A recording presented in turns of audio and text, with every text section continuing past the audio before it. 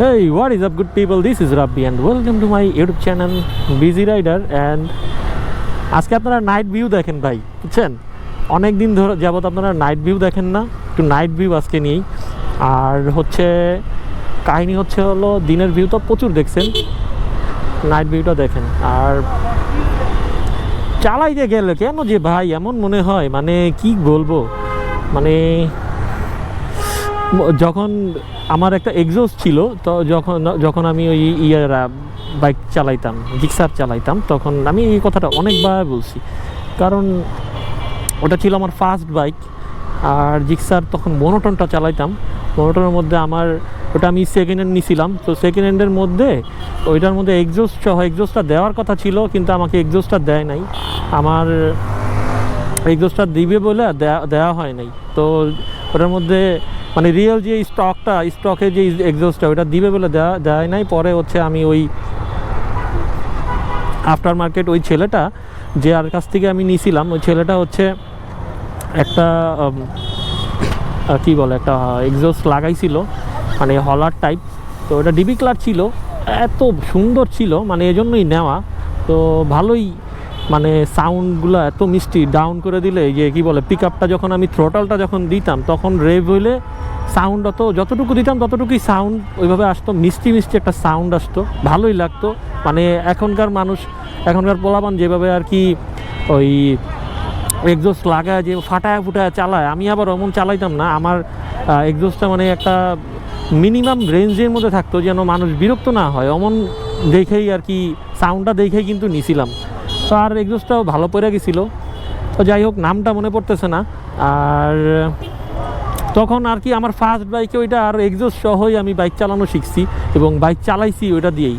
পরে ওই ছেলেটা আর কি আমার দেয়ও নাই, ওই একদম রিয়েল যে এক্সস্টটা থাকে ওই এক্সস্টটা দেয় নাই, কিন্তু আমি তো ওইটা নিয়েই মালায় শিখছি। তারপরে হচ্ছে পরে আর কি ওরকম একটা এক্সস্ট, মানে রিয়েল যে এক্সস্ট ওইটা আমি আবার 15,000 টাকা দিয়ে কিনছিলামও, যে যখন বাইক সেল করে দিব তখন আর কি এটা নিছিলাম। আর এক্সস্টের কথাটা কেন আসলো জানেন? এক্সস্টের কথাটা আসলো হলো যখন দেখতাম যে একটু জ্যাম বা একটু মনে করেন যে চারিদিকে মনে করেন যে একটু ক্রাউড বেশি, তখন একটু এক্সস্টটা মনে করেন একটু হালকা রেপ করলে চারিদিকে মনে করেন ফাঁকা হয়ে যেত। আগে এমনই দেখছিলাম আর কি, যখন ট্যুরে যাইতাম দেখা গেছে যে ইমার্জেন্সি হর্ন ছিল, অন্য বাইকে ছিল ইমার্জেন্সি হর্ন, আর ছিল পাশাপাশি ছিল হলার। মানে কি বলবো, ওরা মানে মানুষ সব মানে দুই পাশ থেকে খালি সাইড হয়ে যাইতো, আর মনে করেন আমরা সাই করে বের হয়ে যেতাম ট্যুরের মধ্যে। এই জিনিসটা আর কি আমার খুব হেভি ভালো লাগছে। আর হাইওয়েতে গেলে আর কি আপনার একটা আফটার মার্কেট এক্সস্ট দরকার, মানে চালানোর জন্য। তারপরে ফগ লাইট দরকার, কিছু জিনিস আছে এগুলা থাকলে আর কি ইয়াতে ভালো হয়। আর কারণ দূর থেকে মানে হাইওয়েতে তো আপনার স্পিড থাকে হচ্ছে ভালোই একটা পরিমাণে স্পিড থাকে, ভালো একটা রকমের স্পিড থাকে। সেই স্পিডের মধ্য দিয়ে আপনি যদি সামনে কেউ চলে আসে তখন কিন্তু একটা বেগতিক একটা অবস্থা। আর সেই সময় কী রে ভাই চারের মধ্যে কী গেছে ওনার, তো সেই সময় যদি মনে করেন এক্সস্ট দিয়ে যদি আপনি দূর থেকে আসেন তখন একটু লাউড সাউন্ড হইলো নর্মাল এক্সস্টের থেকে, ওই হলারের বা ওই এক্সস্টে কিন্তু আপনার একটু সাউন্ডটা ভালো শোনা যায় দূর থেকে, তখন আর কি মানুষ একটু অ্যালার্ট থাকে যে সরে যাওয়ার জন্য। আর আদারওয়াইজ কিন্তু এই সমস্যাটা হয়। আর লং ট্যুর যখন বা ওই যে হাইওয়ে ট্যুরে যখন মানুষ যায় তখন তো দেখেনি, মানে কি বলবো, সেফটি গিয়ার থাকা অবস্থায়ও কিন্তু মানুষ অ্যাক্সিডেন্ট করে। দেখা যায় যে সেফটি গিয়ারের কথা যখন চলে আসছি তাহলে বলি, সেফটি গিয়ার তো দেওয়ার কথা আমার, এবং সেফটি গিয়ার নিব। আর অনেকে হচ্ছে ফিটেড, মানে কি বলে আনকমফোর্টেবল, মানে একটু স্টাইলের জন্য আর কি যেসব রাইডিং গিয়ারগুলো নেয়, ওই স্টাইলের জন্য যদি রাইডিং গিয়ার নিয়ে থাকে আর হচ্ছে সেটার জন্য ভাবসাবের জন্য নেয়, তাহলে ভাই সে একটা আনইজিতে ভুগে বা আনকমফোর্টেবল যদি কোনো রাইডিং গিয়ার নেয়, তাহলে তার লং টার্মে কিন্তু এটা যখন লং রাইডে যাবে এবং লং টার্ম রাইড করবে তখন কিন্তু তার একটা পেইনের ব্যাপার থাকে, একটা আনইজিনেস কাজ করে। আর এটাই আর কি, কারণ আপনি এটা পরে মানে রাইডিং গিয়ারগুলো পরে আপনি লং টাইম আপনি রাইড করবেন, কিন্তু আপনি যদি আনইজি ফিল করেন ভাই তাহলে কিন্তু হবে না। দেখা গেছে যে এখন আমি গেছিলাম, আমি ইয়েতে গেছিলাম, ওই আমার এক চাচার দোকান আছে এই 60 ফিটের মধ্যেই, দেখছিলাম। বললাম যে চাচা আমাকে একটু কয়টা কী বলে আমি রাইডিং গিয়ার নিতে চাই বা গার্ডস নিতে চাই, ওগুলো একটু দেখান। পরে দেখলাম, আমার তখন কোনো আইডিয়া ছিল না, উনি আমাকে কয়েকটা দেখাইলো, ভালোই। পরে দেখলাম এবং তার কাছে জিজ্ঞাসা করলাম, পরে বলল যে এগুলো আর কি ইউনিভার্সাল সাইজ, সবাই পড়তে পারবে, কোনো প্যারা নাই। আর প্রথমে যখন পড়লাম ফার্স্টে একটু আনইজি লাগছে, মানে প্রথম তো একটু আনইজি লাগবেই। আর যখন একটা লং টাইম আপনি ইউজ করবেন, আর আমি অবশ্যই আর কি যদি নেই তাহলে আগে সিটি রাইডের মধ্যে আগে এটা টেস্ট করে বা প্র্যাকটিস করে, মানে ইউজনেসটা বুঝতে হবে আমার, আগে এটার সাথে খাপ খাওয়াইতে হবে। আন্দাজে ওটা পয়রা মনে করেন আমি হাইওয়েতে উঠে গেলাম, তখন তো একটু প্যারাই লাগবে।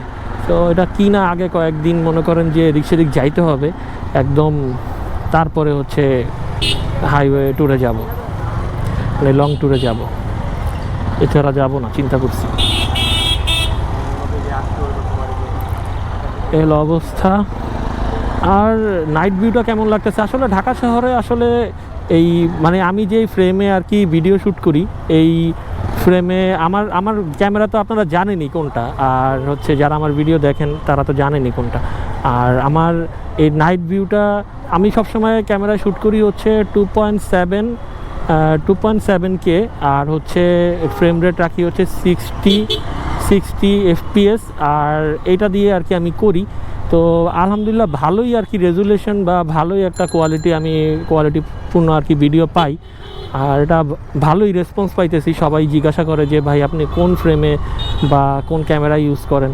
আগে একটা টাইমে ইউজ করবো, একদম ফার্স্ট টাইমে আমি ইউজ করতাম হচ্ছে 1080 দিয়ে আর কি বানাইতাম, কারণ তখন ওই ইয়াটা ফ্রেমিংটা, তারপরেও আবার হচ্ছে ওইটা বুঝতে হইলেও আপনার যদি ভালো কোয়ালিটির ভিডিও দরকার হয়, তখন এই জিনিসটা বুঝতে তো টাইম লাগে, ক্যামেরার সাথে খাপ খাওয়াইতে হইলেও, যে কোনো জিনিস বা সেটিংসের সাথে খাপ খাওয়াইতে হইলেও তো টাইম লাগে, টাইম কনজিউমিং। আর এইটাই আর কি হয়েছে। তো এখন আর কি বিষয়টা আর কি পারফেক্টভাবে আর কি ম্যাচ খাইছে, এবং ভিডিও কোয়ালিটিও আলহামদুলিল্লাহ ভালো। আর নাইট ভিউটা কেমন আসতেছে আপনারা কমেন্টে জানান। এবং ঢাকা শহরে তো চারিদিকেই লাইটের ব্যবস্থা আছে, এই জন্য আর কি রাতের ভিউটাও ভালোই আসে। এবং মিটারের যে মিটারের এটাও কিন্তু খারাপ আসছে না, আমি দেখছিলাম রাতের ভিউটা। আর আপনারা জানান কেমন আসে, স্পষ্ট বোঝা যায়। আর 1080 দিয়া করলে অতটা স্পষ্ট বোঝা যায় না, এটাই হলো প্রবলেম। আর 4Kও আছে, 4K দিয়া করি না, 4K দিয়া করলে আর কি চার্জ বেশি খায়। আর এত চার্জ ভাই, একটা ব্যাটারি ভাই কয়বার চেঞ্জ করব, এত বেশি চার্জ নিয়ে আর কি বিষয়টা খারাপ হয়ে যায়।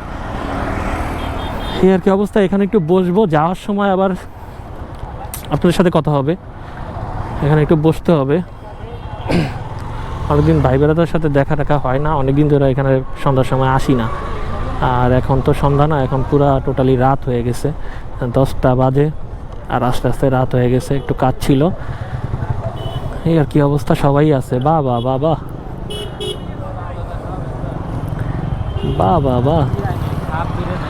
হ্যাঁ, সাব্বির বাদে সবাই আছে। হ্যাঁ, পিছে রেখাই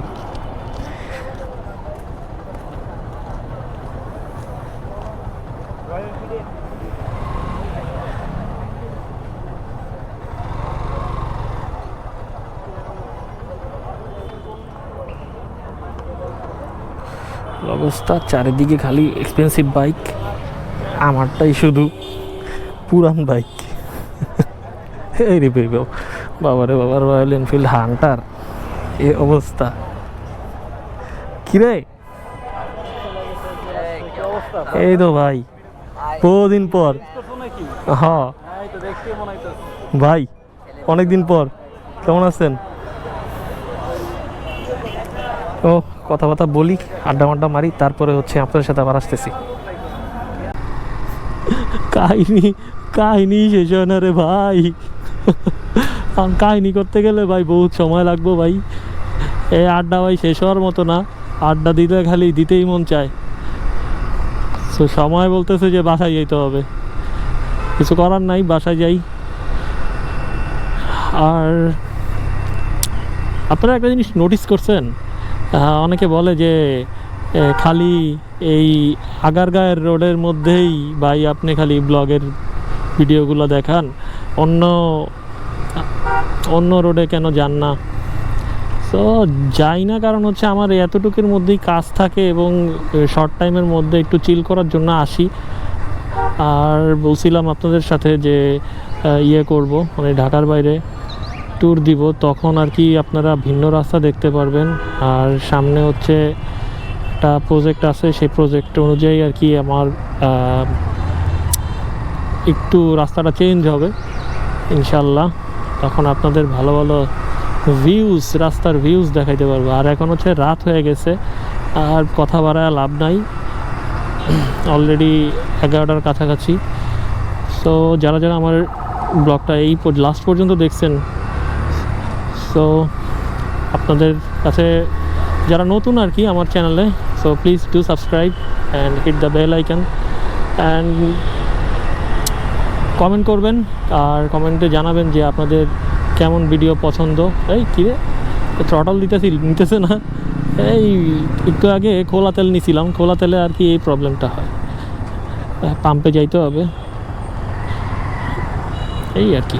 সো আজকের মতো এখান থেকে বিদায় নিব। সো সবাই ভালো থাকেন, সুস্থ থাকেন, আল্লাহ হাফিজ।